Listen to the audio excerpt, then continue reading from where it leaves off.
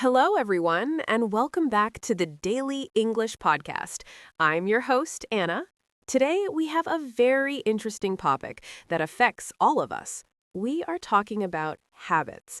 Specifically, why is it so hard to change them? Hi, Anna. It's great to be here. You're right. Changing habits is one of the most difficult things for humans to do. We all want to be healthier, more productive, or happier, but making the change stick is a real challenge. Exactly, Mark.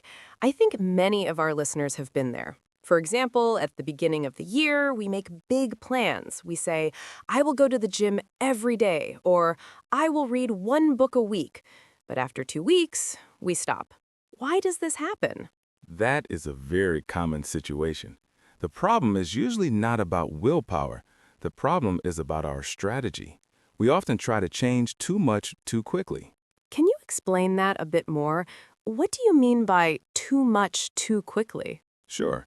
Imagine you never run. If you suddenly decide to run 10 kilometers every morning, your body and your brain will protest. It is too painful and too difficult. Your brain prefers comfort. So when things get hard, your brain tells you to stop.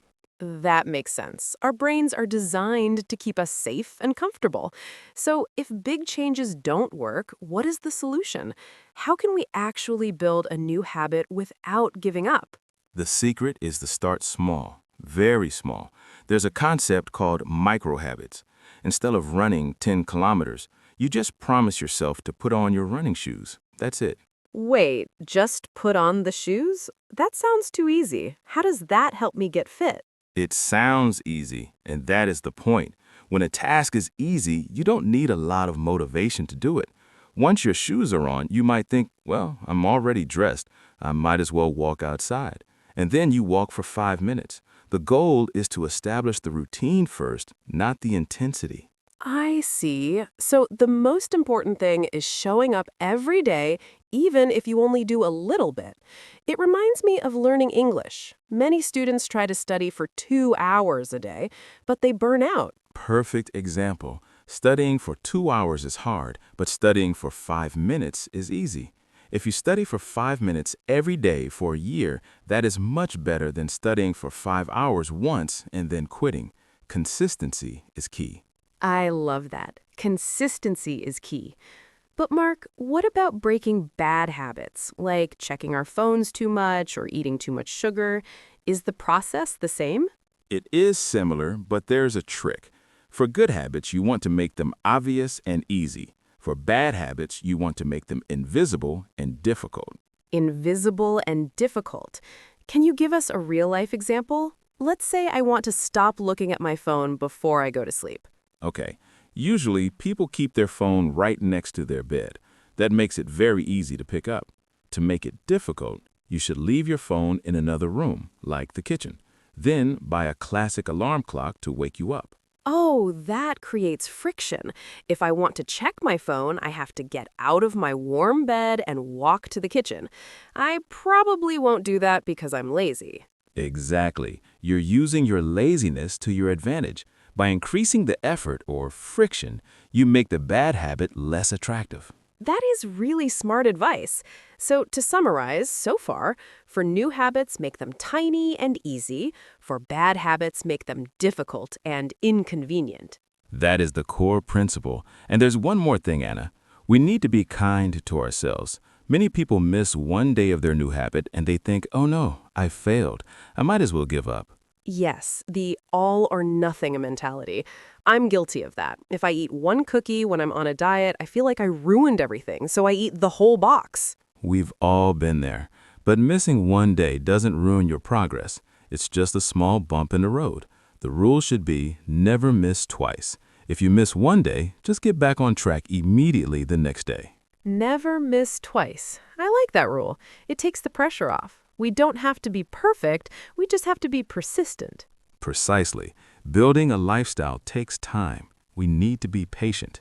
Welcome back. Before the break, we talked about starting small and the 2-day rule. But Mark, I have another question.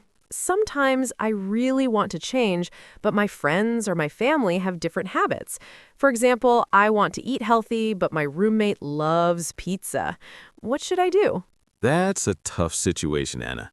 Our environment and the people around us have a huge influence on our behavior. It's very hard to be the only person doing the right thing.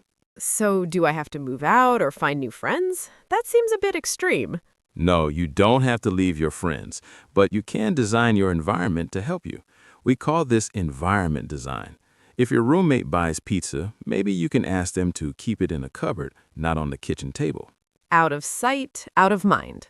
Exactly. Visual cues are powerful. If you see healthy fruit on the table, you're more likely to eat it.